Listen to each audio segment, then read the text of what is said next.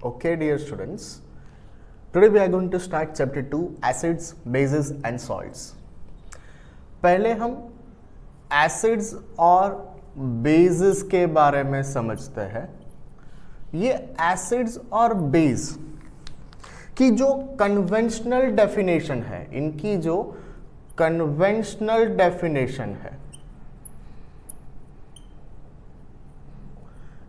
it is given by the characteristics of acid and base.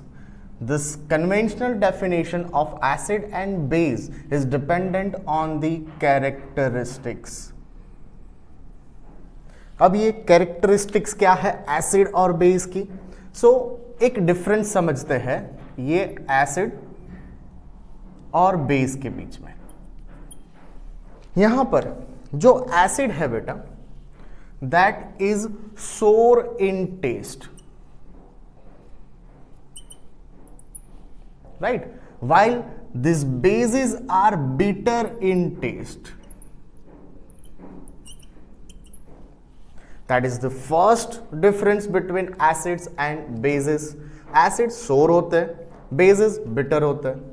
इनकी जो litmus taste होती है for acid, एसिड क्या करेंगे? वेट ब्लू लिटमस पेपर को it converts wet blue litmus paper into red. Acid इनके wet blue litmus paper को red में कन्वर्ट करेंगे, while bases converts wet red litmus paper into blue. ठीक है, तो यहां पर acid wet blue litmus paper को रेड में और बेसिस रेड को ब्लू में कन्वर्ट करते हैं. तो ये इनका इंडिकेशन के लिए है. यहां पर एसिड्स का जो न्यूट्रलाइजेशन होता है वो बेसिस से होगा. मतलब यहां पर किसी भी एसिड की अगर बेस के साथ रिएक्शन करेंगे तो ये प्रोड्यूस करते हैं salt plus water. So acids are neutralized by base.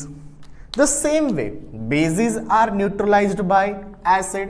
किसी भी बेस की अगर एसिड के साथ रिएक्शन होगी तो वो सॉल्ट एंड वाटर प्रोड्यूस करेंगे.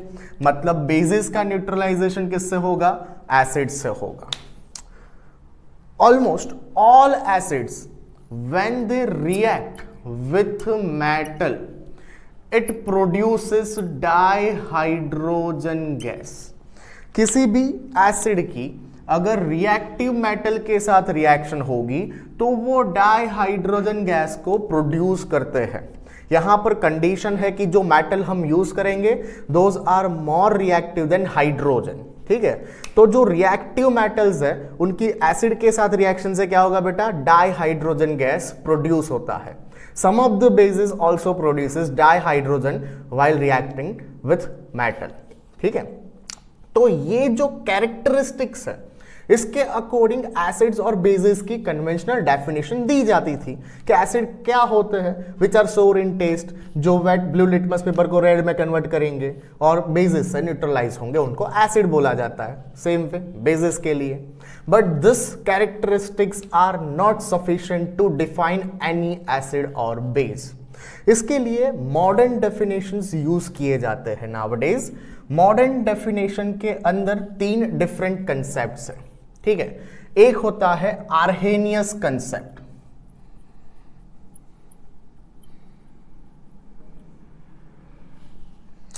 According to the modern definition Arrhenius concept क्या था? एसिड्स जो होते हैं it releases proton in their solution. Right, acids क्या है? तो विच रिलीजेस प्रोटॉन. प्रोटॉन मतलब H positive ion in their solution. Simple एक एग्जांपल लेते हैं. अगर HCl का एक्वियस सॉल्यूशन लेते हैं तो HCl का डिसोसिएशन होने की वजह से H positive ion and Cl negative ions मिलेंगे। तो यहां पर जो H पॉजिटिव है बेटा ये प्रोटॉन है, जिसको अब हाइड्रोजन आयन भी बोलते हो।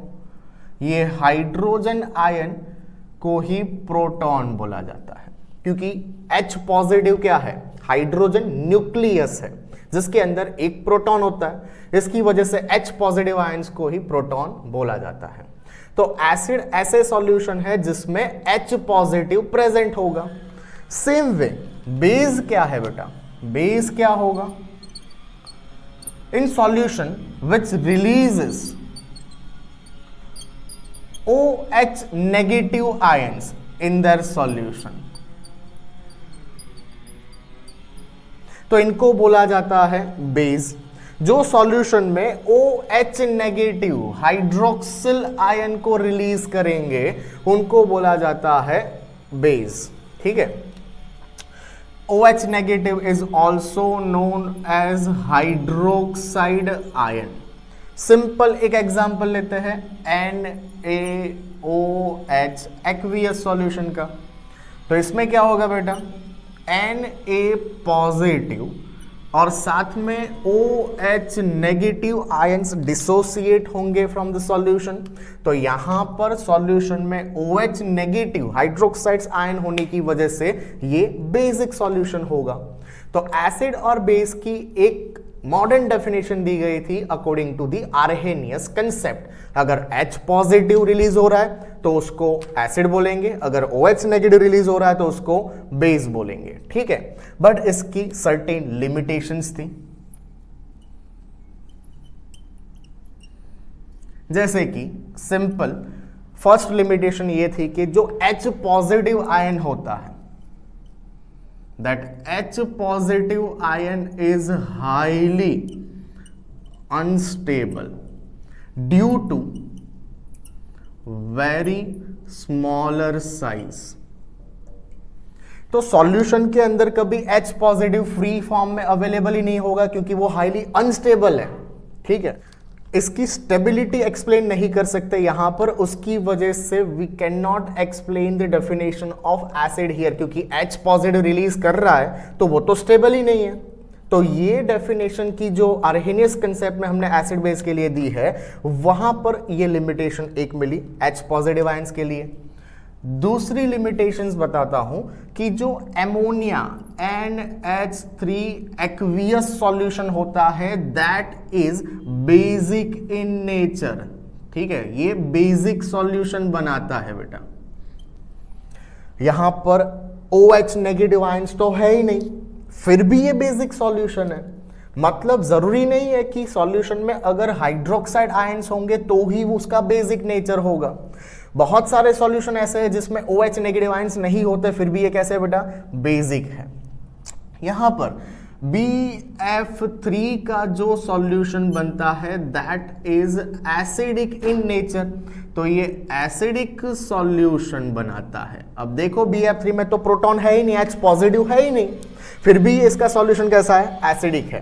तो ऐसे सॉल्यूशन के बारे में आर्हेनियस कंसेप्ट से हम डिफाइन नहीं कर सकते एसिड और बेस को।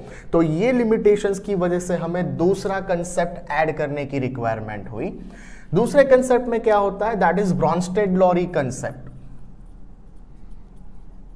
Brønsted-lorry concept that is also known as Bronsted concept. ठीक है, ब्रॉन्स्टेड-लॉरी कंसेप्ट में एसिड और बेसिस को कैसे डिफाइन किया है, acids are the solution which donates H positive ions. तो इनको प्रोटॉन H पॉजिटिव डोनर बोला गया है।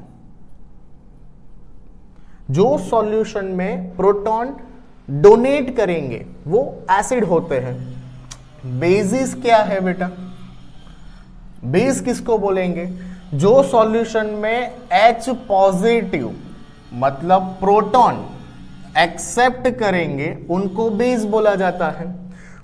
यहां पर जो ब्रॉन्स्टेड कंसेप्ट यूज किया गया है उसमें क्या कर रहे हैं हम, proton acceptor and proton donor की बात कर रहे हैं। जो प्रोटॉन डोनर है वो एसिड्स है, जो प्रोटॉन एक्सेप्टर्स है वो बेस होते हैं। ठीक है, let's take an example here.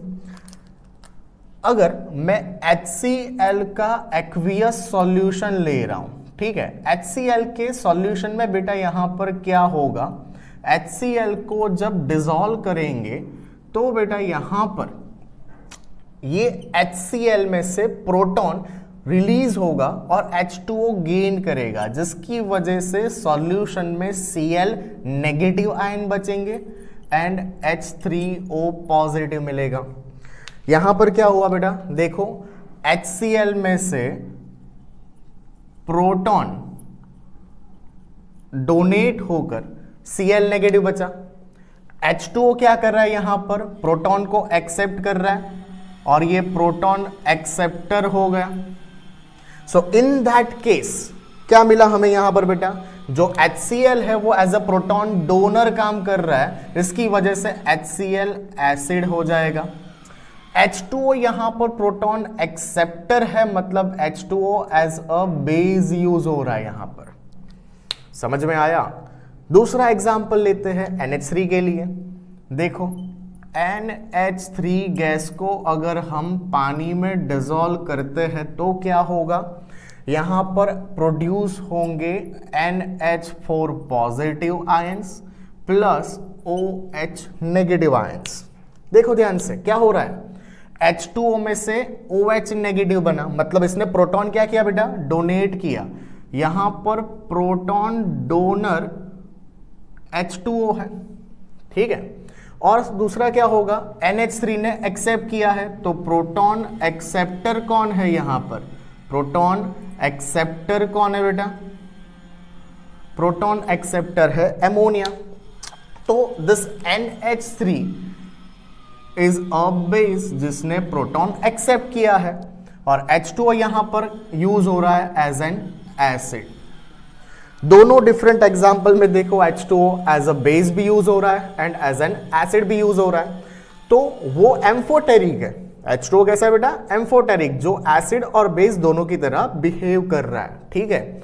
लेकिन कुछ सॉल्यूशन के साथ वो एज एन एसिड यूज होगा और कुछ के साथ बेस। लेकिन ये जो डेफिनेशन थी यहां पर वो दी जाती है based on acceptance and donation of proton. जैसे कि अगर कोई सॉल्यूशन में प्रोटॉन डोनेट कर रहा है सब्सटेंस तो वो क्या होगा, एसिड होगा, और अगर कोई एक्सेप्ट कर रहा है तो वो क्या होगा, बेस होगा, ठीक है। तो proton acceptors are base and proton donors are acid. इसकी भी सर्टेन लिमिटेशंस थी, जैसे कि BF3 के बारे में हम एक्सप्लेन नहीं कर सकते using this Brønsted concept, right.